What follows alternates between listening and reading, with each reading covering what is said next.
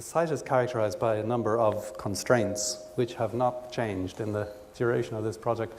One is that it is very hilly, and the other is that it is very tightly defined by its boundaries.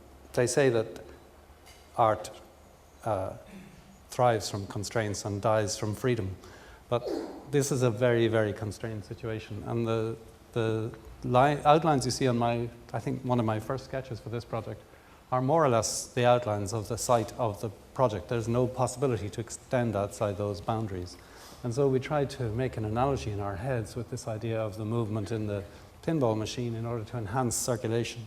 And one element of the circulation was light from above, because the site is very, very restricted.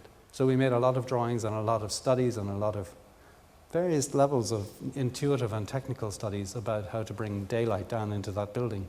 And then as the light comes down through a central court, how to make movement go up through the stages of that building, to make explicit to the visitor that they could move upwards in the building, that that's part of the circulation. So in the finished building, which I hope looks somewhat like the study sketches, the suggestion is made about a journey, that you're on the ground and you think, how did that person get up onto that stair, and how do they get across that bridge? That it's not simply one-way stair that brings you straight through it. It's a kind of process of going up a little bit, finding where you are, going back where you've got to, seeing somebody else up over there, making a move towards them. It's a more complex procedure, but I think it becomes more intriguing, more inviting, and more dramatic. Keep things as simple as they can be, and no simpler.